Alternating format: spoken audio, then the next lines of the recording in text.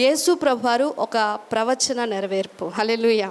వందలాది ప్రవచనాలు, పాత నిబంధనలో సంకేతాలు, అలాగే ప్రత్యక్ష ప్రదర్శనలు లేదా పరోక్ష ప్రదర్శనలు అన్నీ కూడా వేలెత్తి ఎటువైపు చూపిస్తున్నాయి అంటే కలవరి కొండ మీద ఉన్న యేసు ప్రభుని చూపిస్తున్నాయి. దేవునికి స్తోత్రం. కనుక చాలామంది అనుకుంటున్నట్లుగా యేసు ప్రభు నిన్న మొన్న వచ్చిన దేవుడు కాదు. ఆయన జగత్తు ఉత్పత్తికి ముందే దేవుని చేత సంకల్పించిన కుమారుడు.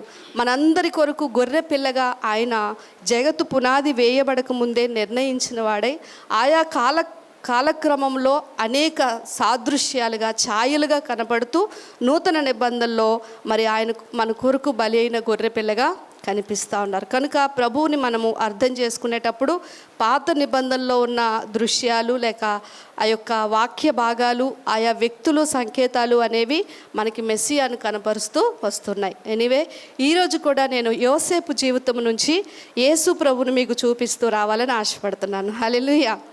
మనందరికీ చాలా ఇష్టమైన చరిత్ర ఎవరిది అంటే యోసేపు యొక్క జీవితం. ఏదో ఒక సమయంలో మనమందరం కూడా అలాంటి దాఖలాలు గుండా వెళ్తూ ఉంటాం. కనుక మనకి ఆయన యొక్క జీవితం నుంచి ఆదరణ, ఆయన జీవితం నుంచి ధైర్యము, కొన్ని సందర్భాల్లో మరి ఆయన నుంచి మనం ఆదరణ పొందుకోవడం అనేది చూస్తూ ఉన్నాం. కనుక ఒక 5 విషయాలే నేను చెప్తాను. చాలా ఉన్నాయి. యోసేపు జీవితం నుంచి యేసు ప్రభును చూపించాలంటే ఇంచుమించు 100 విషయాలు ఉన్నాయి. కానీ అన్నీ కూర్చొని ధ్యానించలేం కదా. ఒక 5 విషయాలు నేను ఈరోజు మీ దృష్టికి తీసుకొని వస్తాను. మొదటిగా, యోసేపు తన తండ్రికి ప్రియమైన కుమారుడు. హల్లెలూయా. చూడండి ఒకసారి ఆదికాండము 37వ అధ్యాయం. వాక్యం చదివే వాళ్ళు కొంచెం త్వరగా వచనాలు అందిస్తే మనం ముందుకు వెళ్ళడానికి అవకాశం ఉంటుంది. మొదటిగా, యేసు ప్రభు వారికి యోసేపు సాదృశ్యంగా ఉన్న అంశము, తండ్రికి యోసేపు ప్రియమైన కుమారుడు. ఆ ప్రియమైన కుమారుడి మీద ప్రేమతో తండ్రి ఏం చేశాడు అంటే ఒక విచిత్రమైన వస్త్రాన్ని కుట్టించి ఇస్తాడు. చూడండి ఒకసారి 37వ అధ్యాయము 4వ వచనం మీరు చదివినట్లయితే, ఆదికాండం 3వ వచనం చదువుదాం నేరుగా. మరియు యోసేపు ఇశ్రాయేలు వృద్ధాప్యమందు పుట్టిన కుమారుడు గనుక తన కుమారులందరికంటే ఎక్కువగా అతన్ని ప్రేమించి అతని కొరకు విచిత్రమైన నిలువుటంగి కుట్టించాను. ఎవరు ఎందుకు చదవలేదు? తీయక చదవలేదా లేకపోతే అక్కడ లేదా? ఆదికాండం 37వ అధ్యాయము 4వ వచనం. సో 12 మంది కుమారుల్లో యాకోబు అందరికంటే ఎక్కువగా ఎవరిని ప్రేమించాడండి? ఎందుకు ప్రేమించాడు? ఎందుకు ప్రేమించాడు? చివరి వాడనా? యోసేపునే ఎందుకు ఎక్కువగా ప్రేమించాడు? అక్కడ ఉంది స్పష్టంగా. ఇష్టమైన భార్యకు పుట్టాడు కాబట్టి కదా. రాహేలు అంటే యాకోబుకి అపారమైన ప్రేమ. 14 సంవత్సరాలు కొలువు చేశాడు కదండి. లవ్ స్టోరీ చాలా పెద్దదన్నమాట. అలాంటి భార్యకు పుట్టిన యోసేపు అంటే నిజంగా ఆ కారణం బట్టే కాదు కానీ అందరికంటే చిన్నోడు. తన తల్లి చనిపోయిన కారణంగా యోసేపును మాత్రం యాకోబు చాలా ప్రేమిస్తూ వచ్చాడు. అంతేకాకుండా ప్రేమకు గుర్తుగా ఏం కుట్టించాడంటండి? విచిత్రమైన అంగి ఒకటి కుట్టించాడు. ఎందుకు విచిత్రమైన అంగి అని రాయబడ్డది అంటే పాత నిబంధనలో బట్టలు అనేవి ఇంత విరివిగా దొరికేవి కాదు. ఈ రోజుల్లో మనం వారానికి ఒక కొత్త డ్రెస్ కొనుక్కొని వేసుకోవచ్చు. ఎందుకంటే టెక్నాలజీ పెరిగింది, తయారీ పెరిగింది కాబట్టి. కానీ ఆ రోజుల్లో క్లాత్ అంత ఈజీగా దొరికే పని కాదు. అందుకే దారి దొంగలు ఆ రోజుల్లో బట్టలు కూడా దొంగతనం చేసేవారు తెలుసండి. మంచి సమరయుని కథలో అతని బట్టలు తీసి అతన్ని కొట్టి అతని దగ్గర ఉన్న డబ్బులన్నీ తీసుకొని అతన్ని పక్కన పడేస్తారు.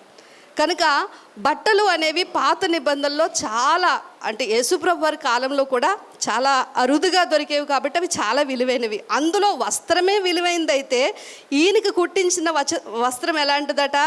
విచిత్రమైన పని, అంటే స్పెషల్గా డిజైన్ చేశారు. ఆలోచించండి, స్పెషల్గా డిజైన్ చేశారు. ఒక డిజైనర్ క్లాత్ అన్నమాట. డ్రెస్సు యోసేపుకి యాకోబు ఇచ్చాడు. అంటే ఎంత ప్రేమించుంటాడు, ఎంత స్పెషల్గా చూస్తూ ఉన్నాడు. అంత ప్రియమైన కుమారుణ్ణి దేవుని బిడ్డలారా తర్వాత అన్నలు ఏం చేస్తారు అంటే చూడండి, 23వ వచనం ఒకసారి చదివినట్లయితే, ఆదికాండం 37వ అధ్యాయం 23వ వచనం. యోసేపు తన సహోదరుల యొద్దకు వచ్చినప్పుడు వారు యోసేపు అంగీని అతడు తొడుగుకొని ఉండిన ఆ విచిత్రమైన నిలువుటంగిని తీసివేసి అతన్ని పట్టుకొని గుంటలో పడద్రోసిరి. ఆ గుంట వట్టిది, అందులో నీళ్లు లేవు. చూడండి, ఈ విచిత్రమైన వస్త్రాన్ని యోసేపును వాళ్ళ అన్నలందరూ అడవికి తీసుకెళ్ళిన తర్వాత ఒక పెద్ద కథ అల్లుతారు. ఎలాగైనా సరే అతన్ని మట్టు పట్టించాలి అనేది అన్నదమ్ముల యొక్క ఆలోచన. ఎందుకు వారికి అంత అక్కసు అంటే, తండ్రి ప్రేమ తను ఒక్కడే పొందుకుంటున్నాడు, అంతేకాకుండా ఒక స్పెషల్ వరం అనేది యోసేపుకి ఉంటుంది, అదే కళలకు అర్థం చెప్పటం. సో చిన్నోడు కదా, అన్నల దగ్గర ఏది పడితే అది మాట్లాడేస్తుంటాడు అనమాట. తనకు వచ్చిన కళలన్నీ అన్నల దగ్గర చెప్పేయడమే కాకుండా, మీరు అందరూ నాకు వంగి నమస్కరిస్తారు, నేనేమో మీ అందరినీ పరిపాలిస్తాను, ఇలాంటి కళలన్నీ చెప్పేస్తే వాళ్ళకి ఇంకా కోపం ఎక్కువైపోద్ది. వీడు తండ్రి ప్రేమను పొందుకోవడమే కాకుండా మా మీద అధికారిగా ఉంటాడనే కోపంతో అతన్ని తీసుకెళ్ళి ఒకరోజు అరణ్యంలో ఏం చేస్తారంటే ఒక గుంటలో పడేసేటప్పుడు అతనుకున్న వస్త్రాన్ని వాళ్ళు తీసివేస్తారు. ప్రియ దేవుని బిడ్డలారా, ఈ విషయము ప్రభువైన యేసుక్రీస్తు వారిని మనకి చూపిస్తూ వస్తుంది. నూతన నిబంధనలో ఒకసారి ఈ వచనాన్ని మీరు చదివినట్లయితే, యోహాను సువార్త 19వ అధ్యాయము 23, 24 వచనాలు కొద్ది తీసిన వారు బిగ్గరంగా చదవండి. యోహాను సువార్త 19వ అధ్యాయము 23వ వచనం, 24వ వచనం.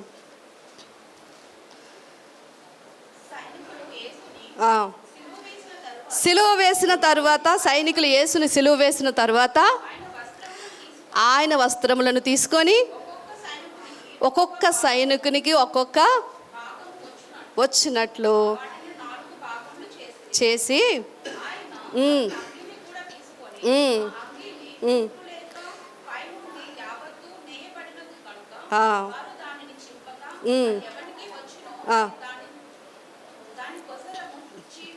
చీట్లు వేసుకున్నారు. ఇప్పుడు యేసు ప్రభువారిని సిలువ వేసేటప్పుడు అంగీ గురించి వ్రాయబడిన మాట. ఆ అంగీ అంట పైనుంచి కింద వరకు కుట్టు లేకుండా నేయబడిన ఒకే ఒక వస్త్రంతో చేయబడిన అంగీ. ప్రదేవన్ బిడ్డలారు గమనించండి, కుట్టులు ఎక్కువ ఉన్నాయనుకోండి, అతుకులు ఎక్కువ ఉన్న బట్టకి ఖరీదు తక్కువ, అతుకులు తక్కువగా ఉన్న బట్టకి ఖరీదు ఎక్కువ. ఎందుకంటే నేత ఒకే విధంగా ఉండాలి. అలాంటిది యేసు ప్రభువారు వేసుకున్న అంగి ఊదా రంగు వస్త్రాన్ని వేసుకొని పిలాతు దగ్గరికి వచ్చినప్పుడు పిలాతు ఆయన ముఖాన్ని చూసి, ఆయన వస్త్రాన్ని చూసి ఏమంటాడు? ఇదిగో ఈ మనుష్యుడు అని అంటాడు. అంటే ఒక స్పెషల్ అన్నమాట యేసు ప్రభువారు. తండ్రికి చాలా ఇష్టమైన కుమారుడిగా ఉన్న యేసు ప్రభువారి యొక్క వస్త్రం అంట, ఆయన వస్త్రం కోసం చీట్లు వేసుకున్నారంట. ఎందుకంటే దాన్ని చింపటం ఏమాత్రం ఇష్టం లేదు, అంత విలువైన వస్త్రం. అంటే తండ్రి తన కుమారుణ్ణి ప్రేమించి యేసు ప్రభు జీవితంలో తనకు ఒక గుర్తుగా ఇచ్చిన వస్త్రం అది. చూడండి, వస్త్రాలు మనకి గుర్తింపును ఇస్తాయి. ఆ వస్త్రం అప్పుడు ఏముందండి, సిలువలో యేసు ప్రభువారు వేసుకున్న బట్టలే కదా అనుకొని తీసివేయలేదు, దాన్ని స్పెషల్గా చీట్లు వేసుకొని ఎవరికి వస్తుందా అని చూస్తారు. ప్రదేవన్ బిడ్డలారా, ఇది మనకి చాలా చిన్న విషయంగా అనిపించవచ్చు, కానీ ఇది ఒక ప్రవచనము నెరవేర్పు. కింద ఉంది, లేఖనము నెరవేరినట్లు ఇట్లు జరిగను. ఏంది ఆ లేఖనము అని మనం చూస్తే, పాత నిబంధనలో 22వ కీర్తనలో 18వ వచనంలో నా వస్త్రము కొరకు చీట్లు వేసుకుంటారు అనే ప్రవచనము ఇక్కడ నెరవేరుతూ వచ్చింది. చదవండి ఒకసారి, కీర్తనలు 22వ అధ్యాయం 18వ వచనం. నా వస్త్రములు వారు పంచుకొనుచున్నారు, నా అంగీ కొరకు. అంగీ అని మనం ఇందాక చదివిన యోహాను సువార్తలో కూడా కనిపిస్తుంది. ఒకే నేత లేని, ఆ కుట్టు లేని ఒకే అంగీ కొరకు వాళ్ళు ఏం చేస్తున్నారంటండి?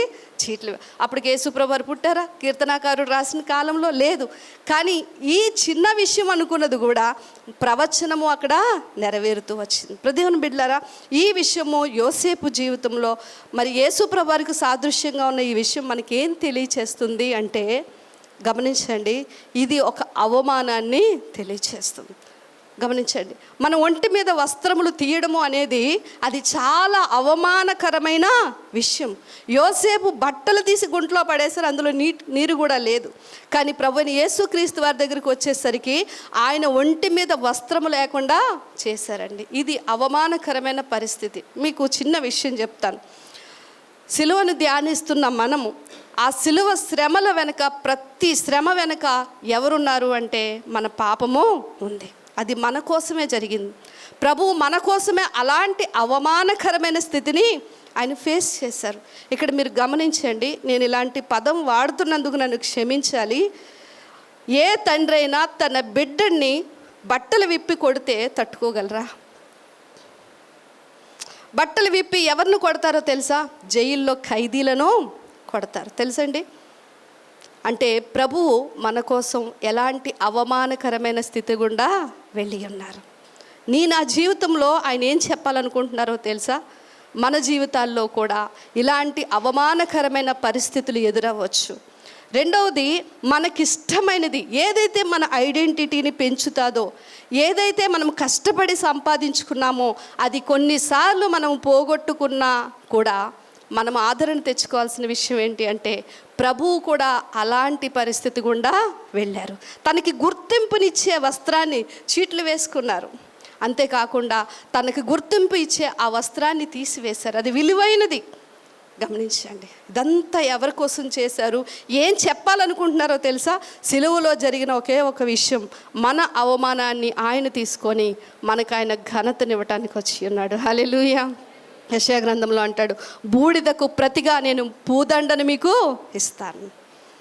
ఒకవేళ అలాంటి సిచ్యువేషన్ గుండా మనం ఎవరైనా వెళ్తే, ప్రభు ఆ అవమానాన్ని ఫేస్ చేసింది ఎందుకు అంటే, మన అవమానాలను తీసివేయడానికి, మన నిందలను కొట్టివేయడానికి, మనకి ఘనతనివ్వటానికి ఆ పరిస్థితి గుండా వెళ్ళారు. తదుపరి కాలంలో యోసేపు చరిత్ర మీకు చదివితే, యోసేపుకు వచ్చిన ఆ పరిస్థితే తర్వాత అనేకులకు ఆశీర్వాదకరంగా, యోసేపుకు ఒక హెచ్చింపునిచ్చే, ఘనతనిచ్చే పరిస్థితికి ఇదే ప్రారంభమెట్టుగా కనిపిస్తుంది. కనుక మనం ఎవరూ చింతించాల్సిన అవసరం లేదు. మన అవమానమునంతా, అంటే యెషయా గ్రంథం 53లో అంటాడు కదా, ఆయన అవమానం పొందెను.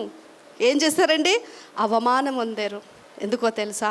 మనందరికీ కూడా ఈ గౌరవాన్ని, ఆయన కుమారులు అనిపించుకునే ఈ ఆధిక్యతను, ఈ అర్హతను మనకి ఇవ్వడానికి ఆ అవమానాన్ని ఆయన ఫేస్ చేశారు. ఆఖరికి సిలువ వేసినప్పుడు ఆయన ఒంటి మీద నూలు పోగు కూడా లేకుండా బట్టలు విప్పి ఆయన్ని కొట్టారండి.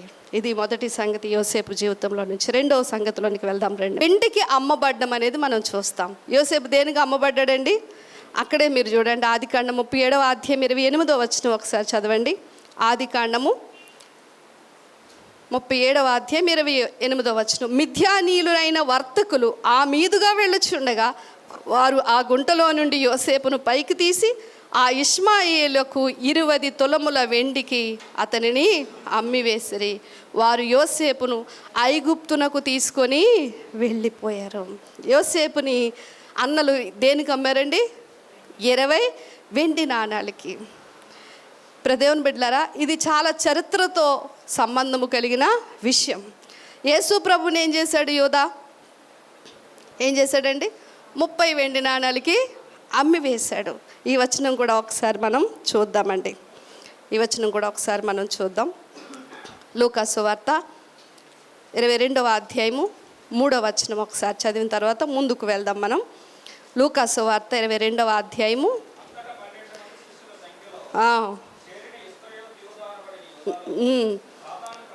సాతాను ప్రవేశించెను.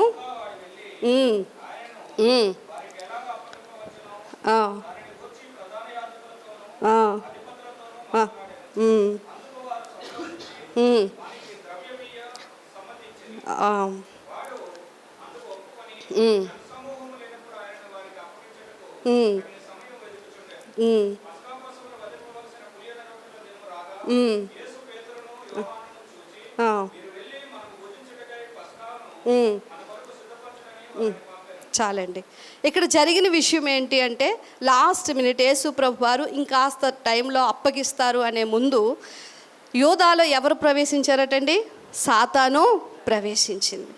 మనము ఎప్పుడు కూడా ఈ గుడ్ ఫ్రైడే, ఈ లెంట్ సీజన్లో యోధాని తిట్టుకుంటాం కదా. యోధా అంటే మన ఎందుకు అలాగ అమ్మేశాడు, అది పోయే కాలమా అని అనుకుంటాం. కానీ ఆ యోధా వెనక ఎవరుండి పనిచేస్తున్నారండి? సాతాను పనిచేస్తుంది. కానీ ఆ సాతాను కంటే కూడా ఎవరు ఎక్కువగా పనిచేస్తున్నారో తెలుసా? యూదులు పనిచేస్తున్నారు. మీరు గమనించండి, యోసేపుని అన్నలు తిరస్కరించారు. సొంత వారు ఏం చేశారు? ఆయన్ని అమ్మివేశారు. ఇప్పుడు యేసు ప్రభువారు ఏ గోత్రం నుంచి వచ్చారు? యూదా గోత్రం నుంచి వచ్చారంటే ఇశ్రాయేలీలకు సంబంధించిన వారు. కానీ ఈ యేసు ప్రభుని ఎవరు తిరస్కరించారు? యూదులే తిరస్కరించారు. ఎవరు సిలువ వేయాలనుకుంటున్నారు? రోమీలు కాదండి. అసలు ఆ రోమీలకు అప్పచెప్పింది ఎవరు? యూదులు. ఫస్ట్ అసూయతోనంట ఆయన మీద మత్తయి సువార్త 27వ అధ్యాయంలో అసూయతో ఎలాగైనా సరే యేసు ప్రభువును మనం ఏం చేయాలి? అప్పగించేయాలి అని సొంత వారే తిరగబడి యేసు ప్రభుని ఎవరికి అప్పచెప్పారో తెలుసండి? రోమీలకు అప్పచెప్పారు. రోమీలు ఎవరు? అన్యులు. ఇక్కడ మిథ్యానీలు ఎవరు? అన్యులు. యోసేపుని సొంత అన్నదమ్ములు ఏం చేశారు? 12 గోత్రాలు. చూడండి, 12 మంది అక్కడ ఉన్నవాళ్ళు యోసేపుని ఏం చేశారు? అన్యులైన మిథ్యానీలకు అప్పచెప్తే ఇక్కడున్న యూదా 12 గోత్రాల వారైన యేసు ప్రభు తన స్వజనములో పుట్టిన తన సొంత సహోదరుడిగా ఉన్న వాడిని తిరస్కరించి వారు ఏం చేశారంటే రోమీలకి అప్పచెప్పారు. అక్కడ 20 వెండి నాణాలకి అమ్మితే ఇక్కడ 30 వెండి నాణాలకి అమ్మారు. ఏదేమైనా దేవుని బిడ్డలారా, ఇది ఇద్దరికీ ఒక సాదృశ్యంగా మనకి కనిపిస్తుంది. కానీ ఈ విషయం కూడా చరిత్రలో ఆల్రెడీ ప్రవచనపూర్వకంగా దేవుడు ముందుగానే ప్రవచించాడు. ఒక్కసారి ఆ మాట కూడా చదవండి. కీర్తనలు 41వ అధ్యాయము 9వ వచనం మీరు చదివినట్లయితే, కీర్తనల గ్రంథము 41వ అధ్యాయం 9వ వచనం.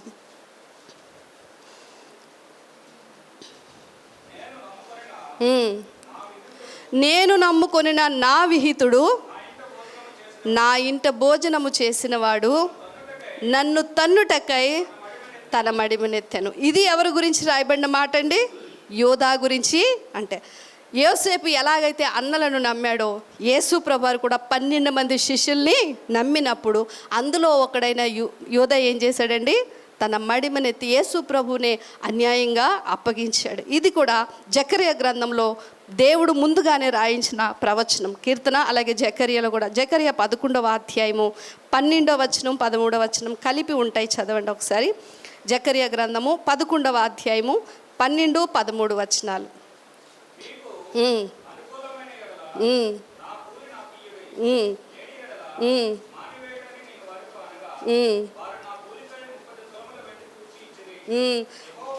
వారు నా కూలికై 30 తులముల వెండిని తూచి ఇచ్చిరి.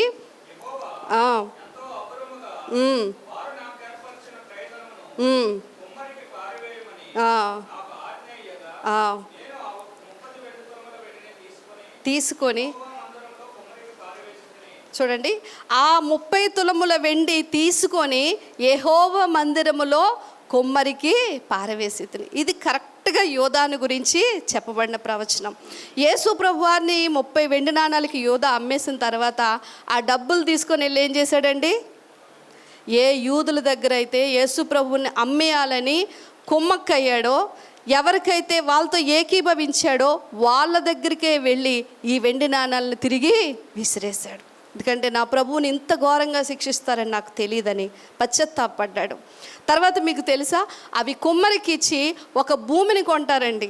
ఆల్రెడీ ప్రవచనంలో దేవుడు అది రాయించాడు. నిజంగా దేవుని బిడ్డలారా, దేవుని వాక్యము అక్షరాల ఉన్నది ఉన్నట్లుగా ప్రవచనాలు నెరవేరుతూ వచ్చాయి. ఏదేమైనా యేసు ప్రభువారు 30 వెండి నాణాలకి ఎందుకు అప్పగించబడ్డారు? ఈ విషయం మనకి ఏం తెలియచేయబడుతుంది అంటే, పాత నిబంధనలో చాలా వచనాలు ఉన్నాయి. అవి మీరు తర్వాత చదువుకోండి. మనకి లేవియాకాండం 25వ అధ్యాయం 44, 46 వచనాలు కానీ, అలాగే ఆదికాండం 17వ అధ్యాయం 12, 13 వచనాలు కానీ, ఇంకా మనం చూస్తే నూతన నిబంధనలో కొన్ని ఆదికాండం 37, 28 కూడా యోసేపును గురించిన కూడా సంఘటనలు. ఆ రోజుల్లో దేవుని బిడ్డలారా, బానిసలను ఏం చేసేవారు తెలుసండి? జీవిత కాలం అంతా కూడా బానిసలుగా ఉన్నవారిని వెండి ఇచ్చి ఇడిపించేవారు. వెండి అనేది ఎక్కడ వాడేవారు అంటే బానిసలను విడిపించడానికి వాడేవారు.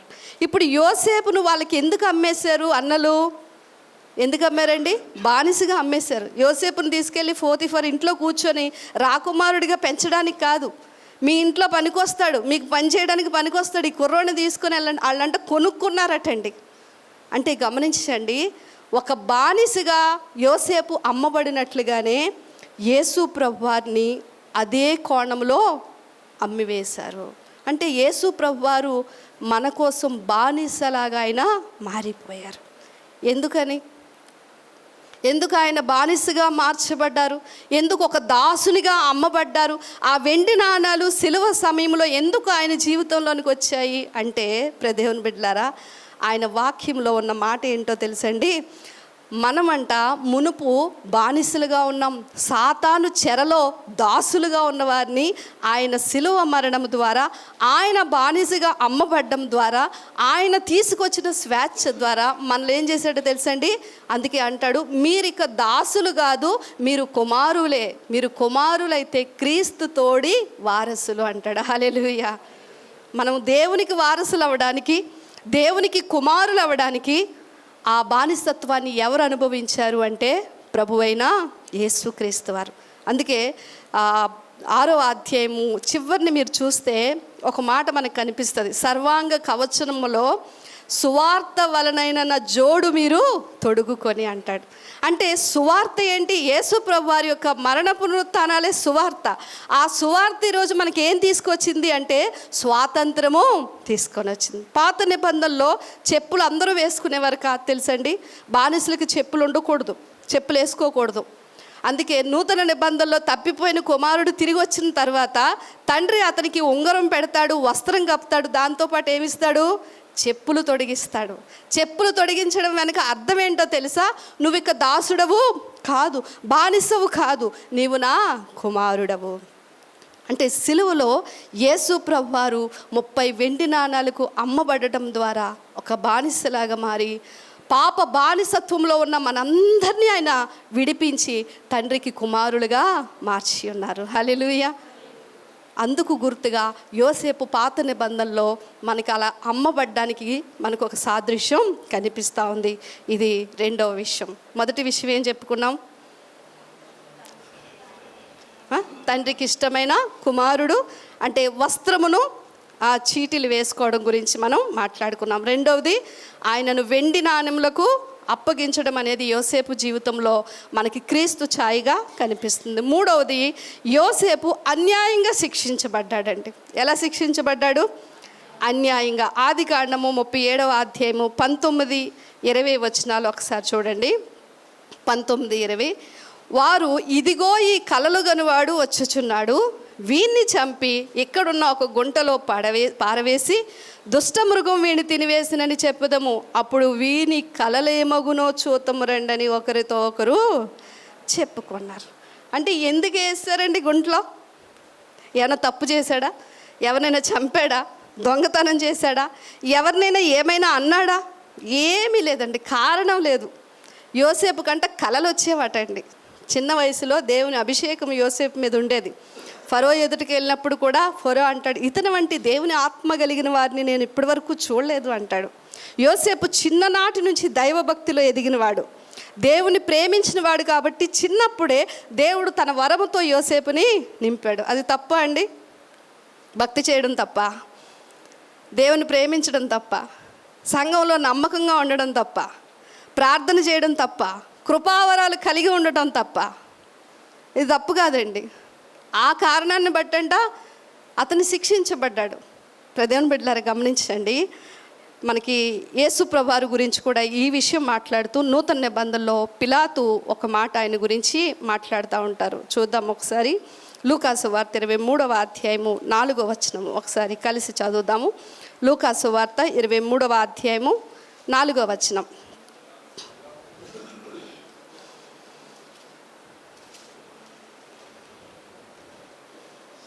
ఎంత ఫాస్ట్గా తీస్తున్నారో బైబిల్లో.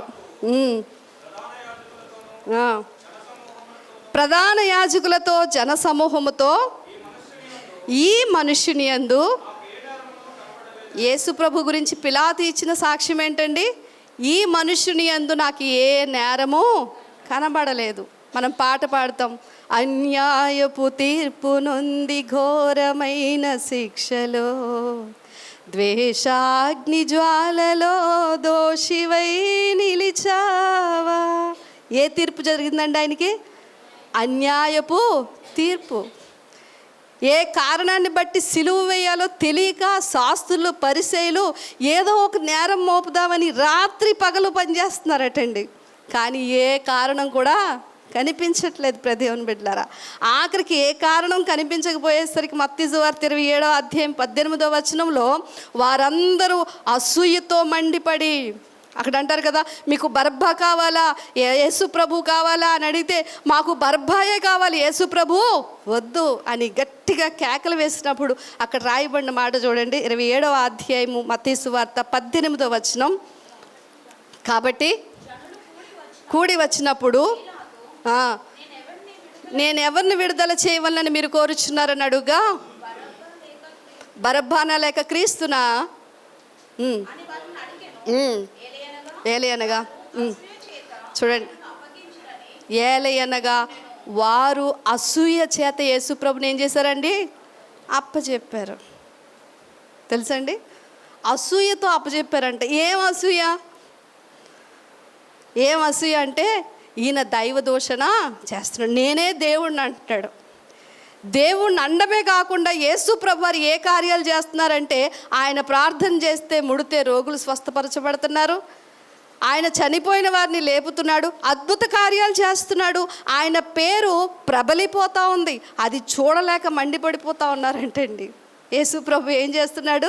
దేవుని కార్యాలు జరిగిస్తున్నప్పుడు అది చూడలేక యూదులు, యెహోవా దేవుడు ఒక్కడు తప్ప ఇంకెవరు మాకు దేవుళ్ళు లేరు, ఈయనేంటి దైవ దూషణ చేస్తున్నాడని ఆయన దేవుడని నిరూపించబడుతున్నప్పటికీ కూడా వాళ్ళ మనసును అది తట్టుకోలేక అసూయతో ఈయన ఎలాగైనా సిలువ వేయించేస్తే ఒక పని అయిపోద్దురా బాబు అన్నట్లుగా మంటతో ఆయన్ని సిలువేశారు. చూడండి, యేసోపుని ఎలాగైతే వరము కలిగి ఉన్నందుకు అన్నలు అప్పగించేశారో శిక్షించడానికి, అలాగే యేసు ప్రభు మేలు చేస్తున్నందుకు, కార్యాలు జరిగిస్తున్నందుకు, ఆయన దేవుడని లేఖనాలు ఘోషిస్తున్నాయి, ఆయన దేవుడని ఆయన చేస్తున్న కార్యాలు చెప్తున్నా కూడా అది చూడలేక యూదులు ఆయన అసూయతో అమ్మేశారు. దేవుని బిడ్డలారా, మనకి పాత నిబంధనలో చాలా సంఘటనలు కనిపిస్తూ ఉంటాయి. కయ్యని హేబేలు ఎందుకు చంపేశాడండి? అసూయ. సౌలు దావీదు మీద ఎందుకు అలా విరుచుకుపడ్డాడు? యుద్ధం గెలిచి ఇశ్రాయేలుకి విడుదల తెచ్చినందుకండి.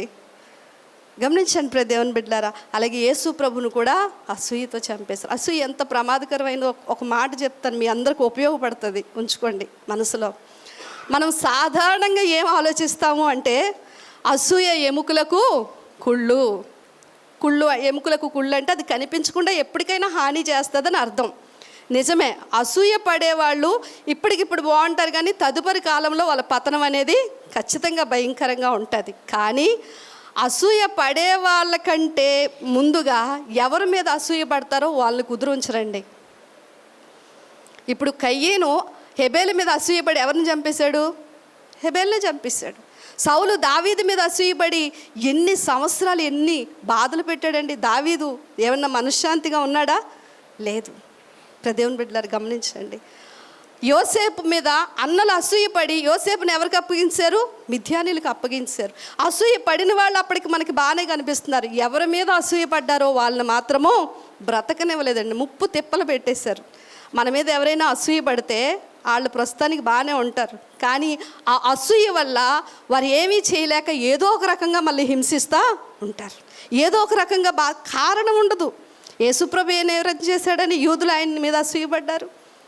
యోసేపు ఏం చేశాడని, హెబేలు ఏం చేశాడని, నీతిగా బ్రతకడమే.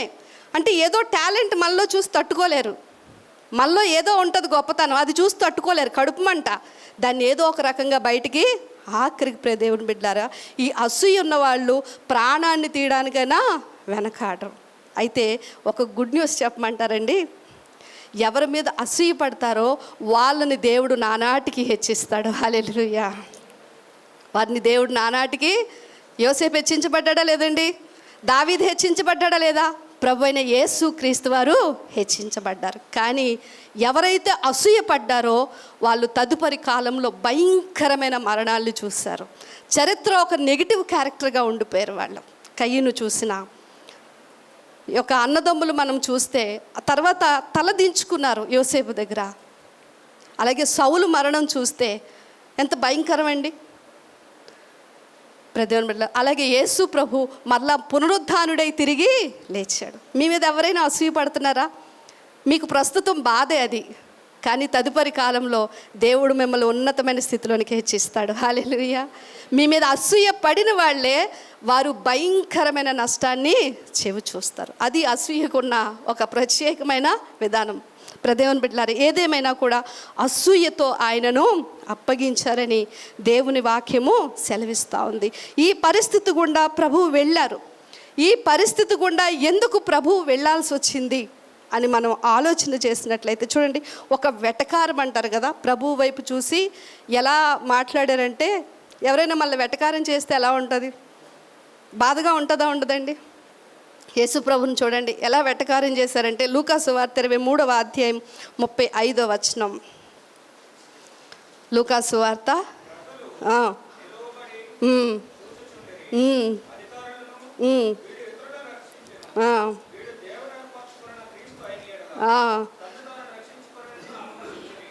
చూడండి ఏమంటున్నారంటే, నిన్ను నీవు రక్షించుకో, నీవు గొప్పవాడు అంటున్నావు కదా. అంటే ఒక వెటకారం చేస్తున్నారు. నిజంగా యేసు ప్రభు రక్షించుకోగలరా? లేదండి. ఆయన అంటారు, నేను ఒక్క మాట సెలవిస్తే 12 వ్యూహముల సైన్యములు దేవదూతలు పరలోకం నుంచి ఏం చేస్తాయి? సిలువ దగ్గరికి వచ్చేస్తాయి. కానీ ఆయనకు అంత శక్తి ఉన్నా ఎందుకు అలాగ వారి చేతికి ఆయన అప్పగించుకొని ఆ వెటకారాన్ని, వారి యొక్క ఆ కించపరిచే మాటలను ఆయన భరిస్తూ ఉన్నారు? ఎందుకు తప్పు చేయకుండా తలదించి సిలువకు తను తాను అప్పగించుకున్నారు? యోసేపును చూడండి దేవుని బిడ్డలారా, వారు అన్నలు అప్పగించటం వల్ల తర్వాత ఐగుప్తుకు వెళ్ళిన తర్వాత తన మీద నేరం మోపబడింది. పోతీఫరు భార్య ఏం చేసింది? ఈయన నన్ను చెరుపుతున్నారని నేరం వేశారండి. యోసేపు జీవితంలో నేరము మోపబడిన, తప్పు చేయలేదు ఆయన. కానీ ప్రభువైన యేసుక్రీస్తు వారి జీవితంలో కూడా ఒక కొరింథీ పత్రిక 5వ అధ్యాయం 21వ వచనం అంటుంది, మొదటి కొరింథీ, పాపము చేయన ఆయన మన కోసము పాపముగా ఏ నేరము చేయలేదు ఆయన. ఎందుకు ఆయన అలా తలదించుకొని అన్యాయంగా శిక్షించబడ్డాడు అంటే దేవుని బిడ్డలారా, దాని వెనక ఉన్న ఒకే ఒక కారణం, మనందరి పాపము ఆయన మీద వేసుకొని మనకు బదులుగా ఆయన శిక్షను భరించాడు. ఒకవేళ యేసు ప్రభువారు నా పాపం ఆయన మీద వేసుకోకపోతే నాకు విడుదల లేదండి. దాని వెనక ఎవరున్నారు? ఆలోచన చేయండి. ఆయన ఆ యొక్క అన్యాయపు శిక్షను భరించడం వెనక ఎవరున్నారు అంటే యేసు ప్రభువారి మదిలో నేనున్నాను, మీరున్నారు. హల్లెలూయా. వాళ్ళకి అక్కడ తెలిసిన పై విషయాలు గ్రహిస్తున్నారు, కానీ ఆయనకు తెలిసింది ఏంటంటే, నేనే పాపం చేయలేదు కానీ నా బిడ్డల పాపం నా మీద మోపబడుతుంది. నేరము మోపారు ఆయన మీద. దేవుని బిడ్డలారా, ఆయన సిలువ వేయబడకపోతే మనకి సింహాసనము లేదు. ఆయన పాపముగా మారపకపోతే మనకి ప్రాయశ్చిత్తం అనేది లేదు. ఆయన అలాగా అన్యాయంగా శిక్షించబడకపోతే మనకి విడుదల అనేది లేదు. ఇప్పుడు చూడండి, యోసేపు ఐగుప్తుకు వెళ్ళకపోతే అక్కడ ఆ జైల్లో ఆ యొక్క నేరము మోపబడి జైల్లోకి వెళ్ళకపోతే తర్వాత అన్నలకి ఏం లేదు? విడుదల లేదు. తదుపరి కాలంలో ఒక ప్రణాళిక ఉంది. ఆయన అలాగ నేరం మోపబడ్డానికి, అన్యాయంగా శిక్షించబడ్డానికి అంటాడు కదా. అన్నలందరూ తన దగ్గరికి వచ్చినప్పుడు తను తాను పరిచయం చేసుకుంటూ, మీరేం బాధపడవసరం లేదు, మీకు బదులుగా దేవుడు ముందుగా నన్ను ఇక్కడికి పంపించాడు. హల్లెలూయా. మనందరి కొరకు ఆయన బలి వేయబడ్డాడు. ఇది 3వ విషయం. 4వ విషయంలోనికి మనం వెళ్దాం. 3 విషయాలనే చెప్పాను, 3 విషయాలు. మొదటి విషయం ఏంటి? వస్త్రము. తండ్రికి ఇష్టమైన కుమారుడిగా వస్త్రమును చీట్లు వేయి ఆ యొక్క సిచ్యువేషన్. 2వది వెండికి అమ్మబడ్డం. 3వది అన్యాయంగా ఆయన శిక్షించబడ్డాడు. 4వ విషయం మీరు చూడండి దేవుని బిడ్డలారా, తాను పడిన కష్టాల ద్వారా యోసేపు సహోదరులను ఒక పశ్చాత్తాపంలోనికి నడిపించాడు. ఈ మాట మీరు చెప్పండి. తాను పడిన కష్టాల ద్వారా యోసేపు తర్వాత తన సహోదరులను ఎక్కడికి నడిపించాడండి? పశ్చాత్తాపంలోకి నడిపించాడు. మీరు ఇక్కడ గమనించండి, అన్నదమ్ములు మార్పు చెందారండి. తర్వాత ఎవరిని చూసి? యోసేపుని చూసి. వారిలో ఒక కఠినమైన మనస్సు మనం చూస్తూ ఉన్నాం. అంటే సొంత తమ్ముడు, అందరికంటే చిన్నోడిగా పుట్టిన వాడిని అలా గుంటలో పడేసి అమ్మేసి కఠినంగా, అన్నయ్య విడిపించరా, అన్నయ్య ప్లీజ్ రా అని అడుగుంటారు కదండి చిన్నోడు. కానీ కనికరం లేని మనసు ఎవరిలో చూస్తున్నాం? అన్నల్లో చూస్తున్నాం. సొంత వాళ్ళని, పక్క వాళ్ళకి తప్పు కీడు చేయడం అది వేరే విషయం, కానీ సొంత తమ్ముడినే అంత కఠినంగా శిక్షించే హృదయం వారిలో ఉంది. కాబట్టి ఆ హృదయాన్ని మార్చడానికి యోసేపు ఏం చేశాడండి? కష్టాల గుండా వెళ్ళాడు. హల్లెలూయా. ఇప్పుడు మనము యోసేపు ఈ సిచ్యువేషన్ చాలా బాగుంటుంది. మీరు ఆదికాండం చదివితే నిజంగా ఇక్కడ మనకు ఒక ప్రశ్న వస్తుంది. యోసేపు దగ్గరికి తర్వాత అన్నలు వస్తారు ఐగుప్తు నుంచి. అన్నలు వచ్చిన తర్వాత వాళ్ళని కాస్త ఆట పట్టిస్తాడు కదండి, ఆట పట్టిస్తాడు. బాగుంటాయి ఆ వచనాలు. 42 మీరు చదివినట్లయితే మీరు తర్వాత ధ్యానించండి. 44 అధ్యాయము 32 నుంచి 33 వచనాలు ఆదికాండము. అంటే ఎక్కువ ఉంటుంది కాబట్టి ఒకసారి ఒక మాట చదివేయండి. ఆదికాండం 44వ అధ్యాయం 32వ వచనం.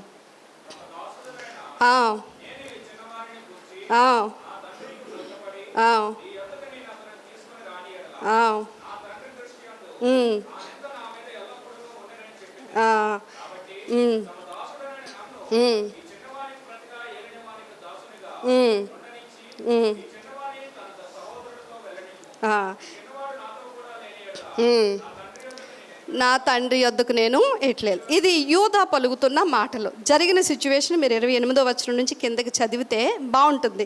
అయితే అన్నలు తన దగ్గరికి వచ్చినప్పుడు నేరుగా అన్నల దగ్గరికి వెళ్ళి హత్తుకోలేదు యోసేపు కదండి. అనయా వచ్చారా అని చెప్పేసి హత్తుకోలేదు. కాస్త ఆట పట్టిస్తాడు, వాళ్ళకి చెమటలు పట్టిస్తాడు. ఎందుకో వారిని కొంచెం మోసం చేస్తున్నట్లు కూడా అనిపిస్తూ ఉంటుంది. అక్కడ కొన్ని విషయాలు జరుగుతాయి. అందులో మొదటిది ఏంటంటే వాళ్ళని 3 రోజులు జైల్లో కూడా పెడతాడు. ఒక నేరం మోపి వాళ్ళ మీద పెడతాడు. తర్వాత సిమియోన్ ఉంచేసుకొని మిగిలిన వాళ్ళందరినీ పంపిస్తారు. బాబు ఈ కొడుకు లేకపోతే ఆల్రెడీ యోసేపుని చంపేశారు, ఎక్కడో ఏదో చేస్తారు, ఇప్పుడు వీణు కూడా ఏదో చేస్తారని మా తండ్రికి మా ముఖం ఎలా చూపించుకోవాలని వీళ్ళు చాలా టెన్షన్ పడిపోతారండి. వాళ్ళ గుండెలంట అదిరిపోతూ ఉన్నాయంట ఆ సిచ్యువేషన్లో. తర్వాత ఏం చేస్తాడంటే బెన్యామిన్ని మీరు తిరిగి తీసుకురాకపోతే మీకు ధాన్యం ఇవ్వనని బెదిరిస్తాడనమాట. ఇవన్నీ జరుగుతాయి అక్కడ. ఇంకా వాళ్ళు వెళ్ళేటప్పుడు ఏం చేస్తాడంటే వాళ్ళకి తెలియకుండా వాళ్ళ యొక్క గోనె సంచుల్లో ఒక వెండి గిన్నెని పెట్టేసి మీరు దొంగతనంగా పట్టుకెళ్ళిపోయారని ఆ కారణాన్ని బట్టి జైల్లో పెట్టించడం, ఇవన్నీ బెదిరిస్తూ ఉంటాడు. ఇంకా అంతేకాకుండా బెన్యామిన్ని బానిసను చేసేస్తానని కూడా బెదిరిస్తాడు. ఇదంతా ఎందుకు చేస్తున్నాడు? ఎంత నీతిమంతుడు! ఎందుకు ఈ సిచ్యువేషన్ అంతా జరుగుతుంది అని మనం ఆలోచన చేస్తే ప్రియ దేవుని బిడ్డలారా, మనకు ఒక సత్యం అర్థమవుతుంది. అదేంటో తెలుసండి? అసలు వీళ్ళు ముందున్నట్లే ఉన్నారా, లేక వీళ్ళు ఏమైనా మార్పు వచ్చిందా? ముందున్న మనుషులు ఎలాంటి వాళ్ళు? బేరమని ఏడుస్తున్నా నన్ను ఏం చేశారు? అమ్మేశారు. సిమియోన్ని ఉంచేస్తాను అంటే వీళ్ళు ఎలా స్పందిస్తారు? ఇంకొక అన్నదమ్ముని కూడా అమ్మేయడానికి రెడీగానే ఉన్నారా? ఆ కఠినత్వమే వీళ్ళలో ఉందా? లేదా వీళ్ళు ఏమైనా మారేరా లేదా? వీళ్ళు పశ్చాత్తాపడతారా లేదా? వీళ్ళ మనసు ఏంటి? వీళ్ళతో ఒకరికొకరున్న సంబంధం ఎలాంటిది? ఈ టైంలో నేనే యోసేపుని అని చెప్తే వీళ్ళు ఎలా రెస్పాండ్ అవుతారు, నన్ను ఎలా రిసీవ్ చేసుకుంటారని చెక్ చేయడానికి అలా చేస్తున్నాడు, పరీక్షిస్తూ ఉన్నాడు వాళ్ళని. దేవుని బిడ్డలారా, ఇలా ఇవన్నీ జరిగించిన తర్వాత వాళ్ళందరిలో యోధా నిలబడతాడండి. దేవునికి స్తోత్రం. దేవుడు యేసు ప్రభు యోధా గోత్రం మీద ఎందుకు వచ్చాడో తెలుసండి? వాళ్ళందరికీ ప్రతినిధిగా నిలబడి యోసేపుతో ఏమంటాడంటే, ప్లీజ్ నువ్వు అలా చెయ్యొద్దు, సరే వీళ్ళందరి తరపున నేను ఒక మాట చెప్తున్నాను, నువ్వు అడిగిన బెన్యామీని నేను తీసుకొని వచ్చి నీకు ఇస్తాను, కానీ సిమియోన్ని మాతో పంపించు, లేదంటే మా నాన్నగారు చనిపోతారు. తన కుమారుడైన యోసేపు మరి చనిపోయాడని తెలిసే ఆయన చాలా బాధపడ్డాడు. ఈ కొడుకును కూడా మేము తీసుకెళ్ళకపోతే మమ్మల్ని నమ్మడు, ఆయన బాధపడతాడు. దయతో నువ్వు విడిచిపెట్టే, ఒకవేళ వాళ్ళు బెన్యామిని తీసుకురాకపోతే బెన్యామినికి ప్రతిగా నేను ఉంటాను అని ఎవరు పూనుకున్నారండి? యోధా పూనుకున్నాడు. ఈ సిచ్యువేషన్ అంతా మనకేం తెలియచేస్తుందో తెలుసండి?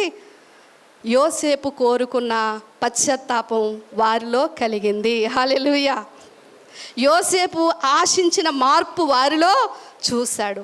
అప్పుడు తను ఎవరో యోసేపునని ఎక్స్ప్రెస్ చేస్తారు. అప్పుడు బోరున అందరూ ఏడుస్తారండి. అంటే ముందు కఠినంగా ఉన్న అన్నదమ్ములు అందరూ ఇప్పుడు ఎలా మార్చబడ్డారండి? పశ్చాత్తాపడే మనసు, మారిన మనసు వారిలో మనకి కనిపిస్తుంది. అందుకని కాస్త నాటకం ఆడతాడంతే. ఎవరు? యోసేపు. దేవుని బిడ్డలారా, ఈ విషయం యేసు ప్రభు వారి జీవితంలో మనకేం తెలియచేస్తుంది? యేసు ప్రభు వారు మనందరి పాపాల కొరకు సిలువ వేయబడడంతో పాటు ఆయన సెకండ్ది మన నుంచి ఇంకోటి ఏం కోరుకుంటున్నారో తెలుసా?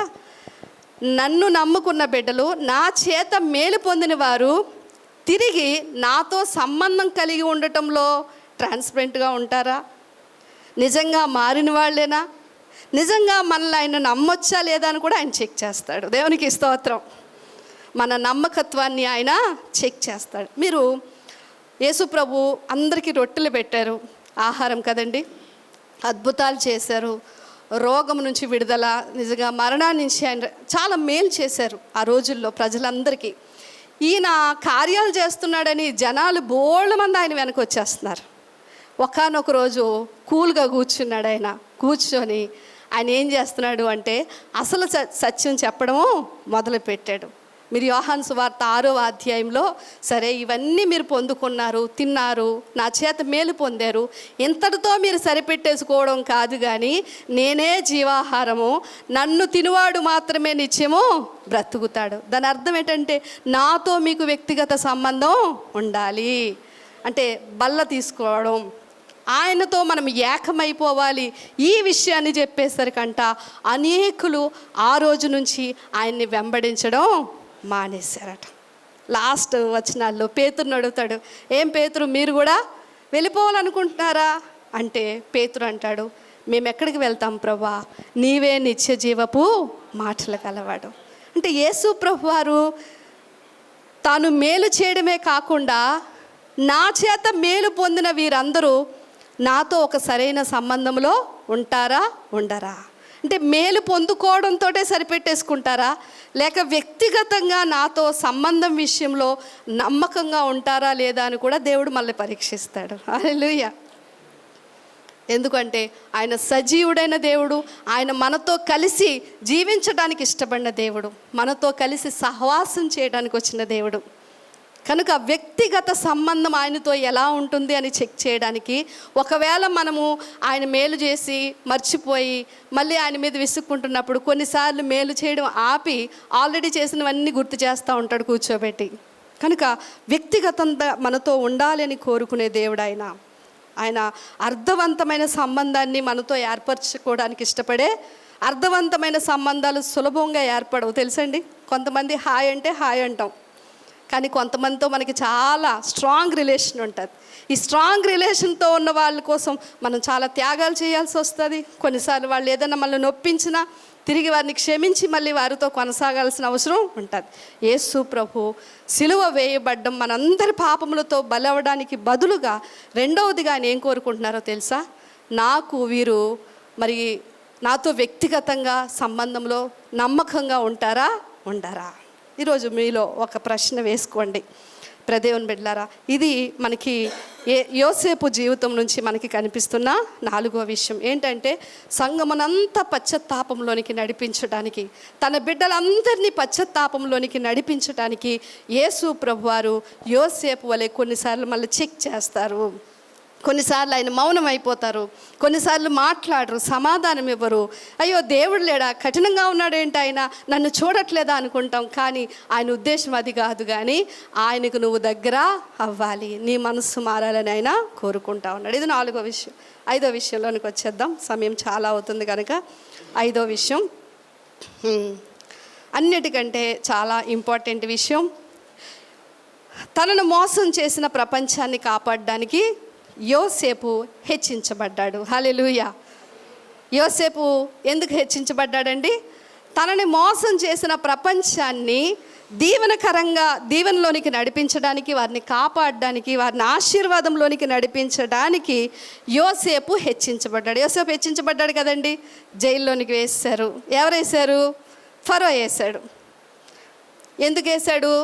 వాళ్ళ ఆవిడ ఏదో డ్రామా వేసింది, ఆ డ్రామా నమ్మేశాడు, తీసుకెళ్ళి జైల్లో పడేయండిరా అన్నాడు. వెళ్ళిపోయాడు జైల్లోకి. కొంతకాలం అయింది, పానదాయకులు తనతో ఉంటారు, చెప్తాడు మీరు వెళ్తే నన్ను జ్ఞాపకం చేసుకోండి అంటే వాళ్ళు మర్చిపోతారు. ఫరోకి కళ వస్తుంది. కళ వచ్చిన తర్వాత యోసేపుతో పానదాయకులు అధిపతి అప్పుడు అంటాడు, జైల్లో ఉన్న ఆయనకి కళలకి అర్థం చెప్పే వరం ఉంది, సో అతన్ని పిలుస్తాను అంటాడు. అప్పుడు రాజు ఏం చేస్తాడు? యోసేపుని బయటికి తీసుకొని వస్తారు. తీసుకొని వచ్చినప్పుడు అంతకాలం జైల్లో మగ్గిపోయి ఆ మాసిపోయిన బట్టలతో 4 గోడల మధ్య ఉన్న యోసేపు దేవుని బిడ్డలారా ఒక్కసారిగా రాజు ఎదుటికి రావడానికి ముందు అతనికి క్షౌరం చేయించి మంచి బట్టలు వేసుకొని టిప్ టాప్గా తీసుకొని వస్తారు. ఆ టైంలో ఫరో యోసేపు ముఖం చూసినప్పుడు ఎలా ఉండుంటుంది? నేరం ఏమీ చేయకపోయినా అన్యాయంగా జైల్లో వేయించాం. ఈ జైల్లో వేయించేసిన అతన్ని హెల్ప్ తీసుకోవడం కొద్దిగా చిన్నబుచ్చుకున్నట్లుగానే ఉంటుంది. మనకి ఎవరో గుర్తుకొచ్చేస్తున్నారు. న్యాయాధిపతుల్లో యెఫ్తా ఉంటాడు చూసారా? అన్నదమ్ములందరూ ఏమంటారు? నువ్వు వేశ్య కొడుకువి, నీకు మాతో పాలు లేదు, మేము ఆస్తి పో అని తగిలేస్తారు. రోడ్డు మీద తిరిగే ఆ యొక్క ఆటకాయ పిల్లలతో తిరుగుతూ ఉంటాడు, పోకిరి వాళ్ళతో తిరుగుతూ ఉంటాడు యెఫ్తా. అలా తగిలేసిన అన్నదమ్ములకి ఒకరోజు యుద్ధం చేయాల్సిన పరిస్థితి ఏర్పడుతుంది. వీళ్ళు ఎవరికి యుద్ధం చేయడం రాదు, ధైర్యం లేదు. మళ్ళీ ఎవరిని పిలుస్తారు? యోసేపుని పిలుస్తారు. చాలాసార్లు మళ్ళీ పక్కన పెట్టేస్తారు.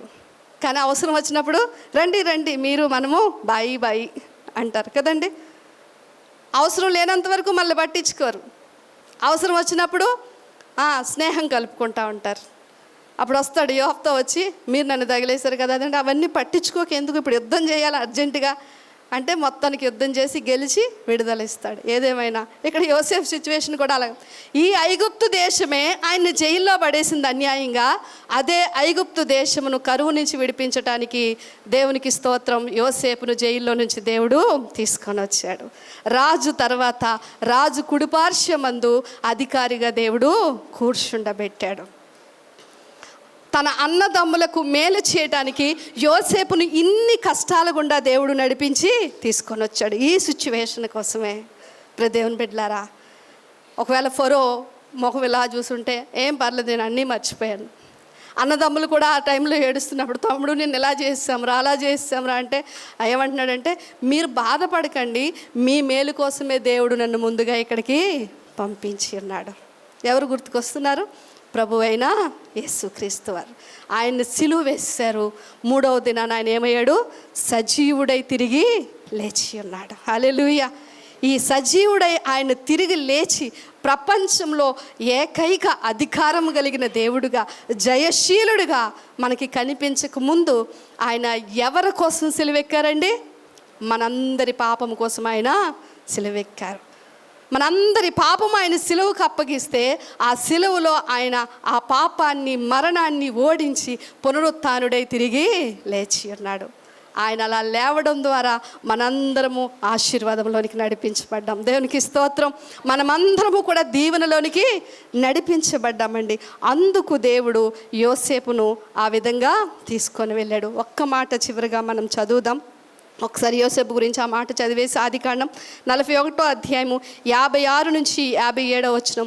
ఏ స్థితికి యోసేపు వెళ్ళాడు, ఎలాంటి గుంటలో నుంచి, ఎలాంటి జైలు అనుభవం నుంచి, ఎలాంటి తృణీకరింపబడిన పరిస్థితుల నుంచి, ఎలాంటి చేయని నేరము తన మీద వేసుకున్న పరిస్థితుల నుంచి చివరికి ఎలాంటి స్థితిలోనికి వెళ్ళాడో ఆ మాట ఒక్కసారి మనం చదువుదాం. 41వ అధ్యాయం ఆదికాండం 56, 57 వచనాలు. కరువు ఆ దేశమంతటిలో ఉండెను గనుక యోసేపు కొట్లన్నీ విప్పించి ఐగుప్తీయులకు ధాన్యము అమ్మకం చేశాను. హల్లెలూయా. కరువు వస్తే ఏమవుతారండి మనుషులు? బాగా అయితే 10 రోజులు బ్రతుకుతారు. యవనస్తులు అయితే మీలాంటి వాళ్ళు ఏ లిక్విడ్స్ మీద 40 రోజులు బ్రతుకుతారండి. కానీ తర్వాత ఏమవ్వాలి? కరువు ఖచ్చితంగా మనల్ని చంపేస్తుంది. మనమందరము మరణించాలి కరువు వస్తే. ఆ కరువు నుంచి ఐగుప్తు దేశాన్ని ఎవరు రక్షించారండి? యోసేపు. ఆ మరణము నుంచి, భౌతిక మరణం నుంచి ఆ రోజు యోసేపు అందరినీ రక్షించాడు. అన్నదమ్ముల్ని, ఐగుప్తుని అందరినీ రక్షించాడు. ఈ యోసేపు దేవుని బిడ్డలారా పాప మరణం నుంచి మళ్ళీ అందరినీ రక్షించటానికి ఆయన ఇన్ని శ్రమల గుండా వెళ్ళాడు. దేవునికి స్తోత్రం కలుగును గాక. యోహాను సువార్త 3:16 అంటాడు కదా, దేవుడు లోకముని ఎంతండి లోకమంతటిని ప్రేమించి అంట తన అద్వితీయ కుమారునిగా పుట్టిన వాని యందు విశ్వసించు ప్రతివాడు నశింపక నిత్య జీవము పొందునట్లు ఆయనను అనుగ్రహించాను. హల్లెలూయా. అర్థమైందండి? లోకమును ప్రేమించి దేవుడు తన కుమారుణ్ణి ఈ శిక్షలన్నిటి గురించి గుండా పంపించి మనకు నిత్య జీవం ఇవ్వడానికి, మనం మరణించకుండా మళ్ళీ రక్షించడానికి, ఆయన పునరుత్థానుడై మళ్ళందరినీ దేవుని రాజ్యం చేరడానికి ఆయన హెచ్చించబడ్డాడు. ఫిలిప్పి 2లో అంటాడు కదా, చివర్లో అంటాడు, ప్రతి మోకాలు ఆయన ఎదుట ఒంగును, ఆయన అన్ని నామముల కంటే పైనామం. యోసేపు దేవుని బిడ్డలారా, రాజు తర్వాత రాజు అయిపోయాడండి, ప్రధానమంత్రి అయిపోయాడు. రాజు అంటాడు, నేను పేరుకే రాజును, కానీ అన్నిటి మీద నీకు అధికారమును ఇస్తున్నాను. ఆ పరలోకపు రాజు తన కుమారుడైన యేసు ప్రభువుని హెచ్చించాడు. ఆయన ద్వారా ప్రార్థన చేస్తే మనకు అన్ని ఆశీర్వాదాలు. హల్లెలూయా. యేసు నామంలో ప్రార్థన చేస్తే మనకేంటండి జవాబు? యేసు ద్వారానే నిత్య జీవము. అందుకే పేతురు, యోహాన్లు అంటారు, ఇదిగో నజరేయుడని యేసు నామంలో నువ్వు లేచి నిలబడు. ఆ నజరేయుడని యేసు నామంలో దెయ్యాలు వణుకుతున్నాయి, రోగాలు పోతున్నాయి. ఆ నజరేయుడని యేసు నామంలో మనకి స్వస్థత, ఆ నజరేయుడని యేసు నామంలో పాపక్షమాపణ, ఆ నజరేయుడని యేసు నామంలో నిత్య జీవం. హల్లెలూయా. విన్న వాక్యమంతా మనలోనికి తెచ్చుకుంటూ పాత నిబంధనలో యోసేపు క్రీస్తుకు ఛాయిగా ఉన్న 5 విషయాలు మనం మాట్లాడుకున్నాం. ఒకసారి వాక్యాన్ని ధ్యానంలోనికి తెచ్చుకుంటూ మన కోసం మనం ప్రభువు చేసిన శిలువ త్యాగం, ఆయన శ్రమల వెనక మనకి దాచి ఉంచిన ఆశీర్వాదాన్ని మనలోనికి తెచ్చుకుంటూ ప్రార్థన చేసుకుందాం. కళ్ళు మూసుకున్నట్లయితే తలలు దించి ప్రార్థన చేసుకుందాం.